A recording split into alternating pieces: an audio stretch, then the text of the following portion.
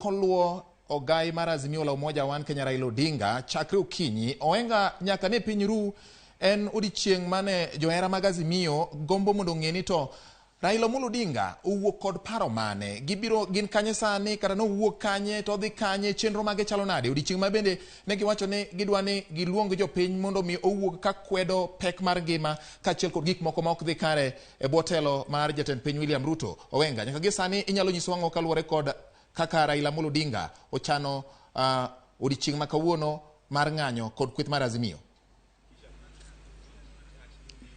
Mana kaka wachono bati awinyi malara hinya mana kaka wachono kendo abiro ni kaw kuma chiel kuma pize mag ogai mar Azimio Raila Amolo Odinga e Nairobi kaka makmano ka wan kod chia hinya ma wachone makanye to gimang'eyo ni odiochieng' ma kawuono mana kaka nyoro Odinga kod lange owacho ni kawuono ok gibidok chien kendo gibodhi nyime kod bago ng'anyo mar sundo piny owacho mar Kenya Kwanza motelo kod jatend piny William Ruto mondo oket lokruok moko ahinya manya kelo ngima mar odog piny gie sani. To gokinyi ne watemo yudo thuolo wachopo nyaka ya lap kata e kadak mare makaren makmana ni gie sani ne wayudo ka obila tayari nosechopo kanyo kendo gini idhora kach madonjo ka Odinga mana e dalane makaren keche gitemo neno kaka Odinga bro wuotho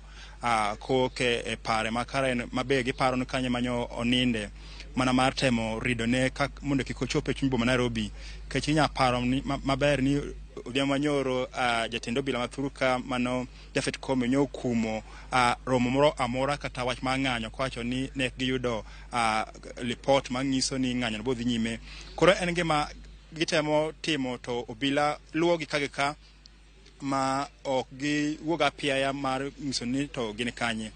To gimwang'eyo kalure kod jogo machiegni kod Appizo Odinga mochung' weche mag tudruok ne gikono ne kata gin giwegi ok ging'eno Odinga ne kama nade makmana gin kod geno ni obiro wuok sa asaya kendo obiro chimo e lap ma Kamkunji kama bende gie sani wasayudo gima dhi nyime en ni obila ne osechopo kanyo bokiro iro malungo wang' mar keyo johera mag Azimio mane osechopo kanyo. Koro gimang'eyo ni wan kod rito kuma wantie gie sani wan kod rito ni to Odinga bro wuok kaa to obro chimo kanye makmana ni pod ok wang'eyo ni Odinga ne kama nade kata nyawo nindo kanye kata obro wuok kanye ok wang'eyo mano bati kanyal riambo makmana ni wan kod geno ni onyawok sa asaya monde kuma ne ogeto chopene en alap ma Kamkunji mane alora ma Shauru Moyo kuma ne odhi twake kod jopiny to mana ka koni ni obila bende osechopo kanyo botemo keyo johera mag Azimio ma chopo mane ochopo kanyo. Gimang'eyo ni e pare ma Karen obila gie sani ne kanyo kendo nitie obila man kod uniform kaachiel kod obila morwako lewni mag raia manie alwora kanyo. To kiwuok e dala Odinga kuma ne wawuokie gimo sa 6:30 kama nyaka apaya ma Ngong Road no te kabiro nyaka apaya ma chopo moro dhi Kibira to moro biro Yaya. Alwora go te nitie obila mokwor kanyo ma orito neno nto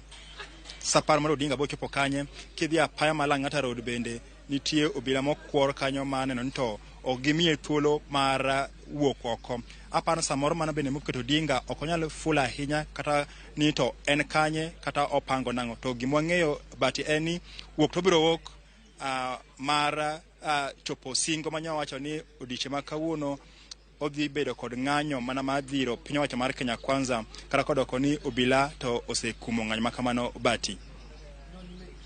Eric Owenga erokamano ahinya kuom miyo walerni. Mana kanyalo penji matin, wacho ni nitiere jomoko magin apisa manitiere e Azimio kata jotelo mag Azimio ma wacho ni gisebedo tudruok kod Raila Amolo Odinga kata kamano pok ong'isogi ni en kama chalo nade mondo kik fweny chenro mage mag timo ng'anyo ma kawuono. Diponi samoro jopiny jabedo ga e kinde ma obila orie machiegni gi para Raila Amolo Odinga tiyudo ka samoro jopiny bende nyalo chopo kanyo machiegni mar mondo gine ni jatend gino nitiere makare onge gimoro amora kata pek moro amora manyalo bedo alwora mar kamodakie. Ma bende osetimore kawuono koso obila kende ema nitie alwora mar kar jot mar Raila Amolo Odinga? Gie sani to obila kende emani kar pare ma Karen keche ing'ene johera magin aparon pach giduto ne en alap ma kam kunje mane gingi ahinya to mae en gima ofwenyo bang'e saa 6 kwa koro ya pare makaren kakoro waridre wabiro chuny boma Nairobi kapok no yudo maling'ling kuma koro wantie gie sani en mana ni jopiny ne nyalo chopo kanyo kech ne ging'iyo mana alap makam kunji to kacha to obila mantiere kacha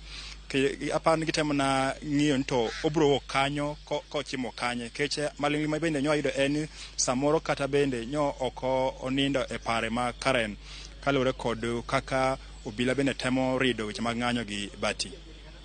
Erokamano nya Eric Owenga kuom miyowa lipot machal kod mano. Ageno ni pod ibiro medo luwo kapo ni Raila Odinga biro wuok mondo chak safar mare odiochieng' ma kawuono. Nyakwaramogi Owenga nitiere kanyo kendo biro miyowa mathoth ahinya kotenore kod gigo matimore kod